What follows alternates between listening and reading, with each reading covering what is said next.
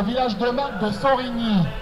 Sorigny, c'est dans le Val de Loire, à 17 km de Tours.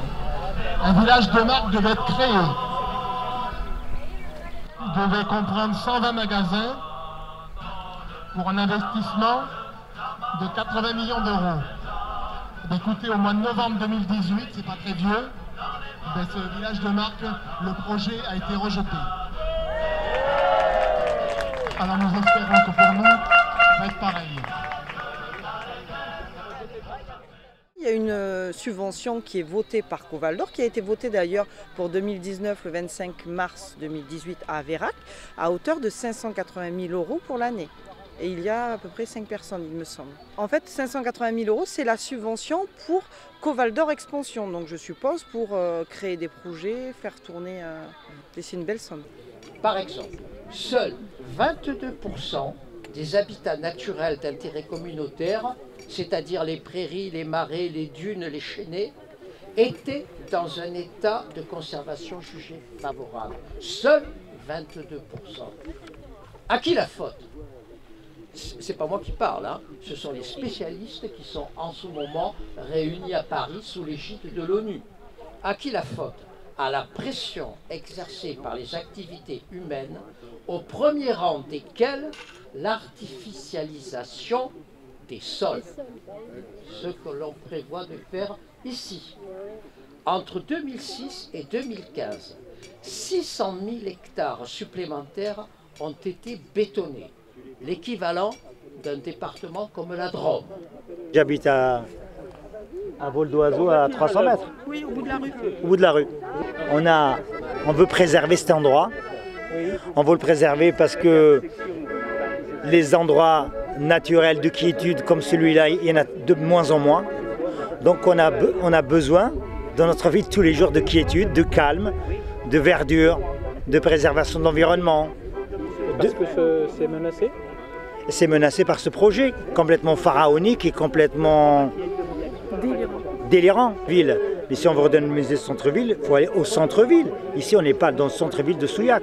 Et quand on nous annonce une clientèle chinoise richissime qui arriverait à la gare de Souillac et qui se ferait trimballer de la gare ici en charrette ou en diligence ou en calèche, on peut se poser des questions. Ce qui nous gêne aussi, c'est que ce projet, on a l'impression qu'il se fait en catimini. Il n'y a pas eu d'enquête publique jusqu'à présent. Or que dès le moment où il y a un projet dans un endroit, il y a des enquêtes publiques pour qu'il y ait une discussion entre tout le monde, entre les gens qui sont pour, entre les gens qui sont contre. Or, ce qui se passe ici, on a l'impression que le promoteur veut passer en force, en catimini. Et vous n'avez pas été consulté en tant qu'habitant sur un tel projet? On n'a pas été du tout consulté, je pense que personne n'a été consulté. On est simplement venu le voir en leur disant, écoutez, votre maison est sur le plan et donc vous risquez d'être viré de là. C'est tout. On leur a pas dit. Voilà. Expropriation. Donc si vous voulez... Non mais à l'heure où on protège l'environnement, à l'heure où on travaille sur les circuits courts, à l'heure où on essaye de respecter la nature, les gens, les aspirations un peu simples et un peu intelligentes, on va nous coller des marques et des choses de luxe qui va détruire tout ce coin-là. En plus, on sait que ces villages-là ne fonctionnent pas. Il y en a un à côté de Toulouse qui a complètement foiré. Sur 100 boutiques, il n'en reste plus que 20 et il y a plus personne. Enfin, or, c'est à côté de Toulouse. Ici, à côté de aucune grande ville, ça ne va pas fonctionner. Ils vont nous laisser une verrue. Ah, ils veulent faire aussi un parking souterrain de 1500 places. 3000 places. 3000 places, oui. 3000 places. Mais c'est une zone inondable ici. Oui, c'est ça. Ça menace en tout cas, Qui est classé. ça menace l'environnement lui-même et ça menace aussi la vie des gens. D'être bien dans leur habitation, d'être bien dans leur village, d'être bien dans la nature, qui est à peu près préservée ici. Le maire a l'air de dire que tout le monde est d'accord, parce que pas du tout. Pas du tout. C'est faux, donc c'est totalement du mensonge. faux. C'est un mensonge complet. C'est un mensonge complet. Totalement faux. Alors, tout à l'heure, vous parliez un petit peu de projets alternatifs. Il faudrait peut-être se mettre ensemble et réfléchir à comment on pourrait rebooster le village. Mais je ne sais pas, moi, il y a certainement plein de villes qui se posent cette question-là, il y a plein de villages qui périclitent en zone rurale, il y a beaucoup de choses qui sont écrites actuellement là-dessus, et les gens se réunissent et on essaye de faire autrement. Là, on propose de racheter les boutiques du village et de faire venir des artisans de luxe. Je veux dire, qui va acheter ça, en plein hiver, qui viendra, et puis pourquoi faire vendre du luxe, quoi. Ce ne sera certainement pas les Souillagais qui vont profiter de ça. Ce sera de l'importation. Ça sera de l'importation. C'est absurde. Bien sûr. C'est absurde. Les C'est gens, absurde dans cette histoire. qu'est-ce qu'on a besoin? Premièrement, si on pose la question aux Français, ils ont besoin d'être écoutés déjà. On a besoin d'être écoutés. On a besoin d'être écoutés pour nous dire, tiens, on a ce projet-là, qu'est-ce que vous en pensez? Et quelles sont vos idées? Au moins, parce que dans le département, comme dans la ville ou dans le village, il y a des compétences. Il y a des gens qui ont des compétences, qui ont des idées. Et peut-être qu'il faudrait construire un projet en commun. Il y a des choses à faire. C'est-à-dire, quand nous balance un projet comme ça, sans consulter les gens et sans mesurer les retombées catastrophiques, écologiques, financières pour la région, parce que ça va être aussi la région qui va supporter une bonne partie de l'investissement. Hein, on ne va pas nous faire croire que les Chinois ou que M. Intel va mettre de son argent personnel dans le projet. Je pense que tous les gens qui sont là sont des acteurs.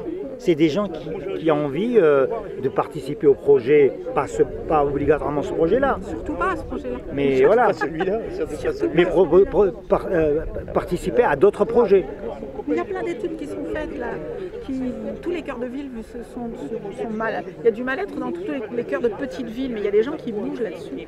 Et pourquoi le cœur des villes a périclité? Parce qu'on bétonne beaucoup, on bétonne trop. Et on s'est vu à la dernière manifestation des coquelicots, c'est-à-dire le vendredi 3 mai. Le 3 mai. Oui. On est déjà. Le 7 juin.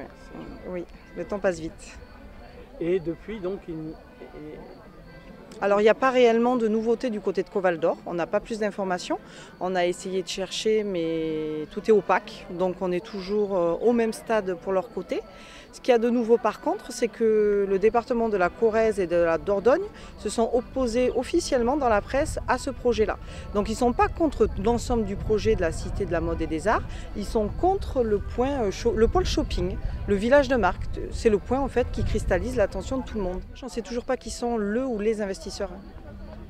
Mais manifestement, dans les réunions au conseil municipal, ils sont toujours favorables à ce... Alors le conseil municipal de Souillac, oui, puisqu'il a eu lieu hier soir.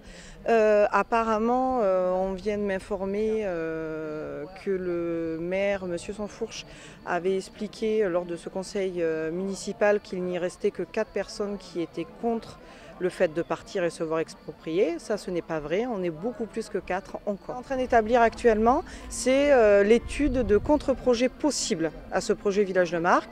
Donc des projets qui seraient plus à taille humaine, qui redynamiseraient réellement la ville avec une véritable création d'emplois, mais avec un impact environnemental moins désastreux et humain que le projet Village de Marque. Il est hors de question de bétonner et d'exproprier autant de gens.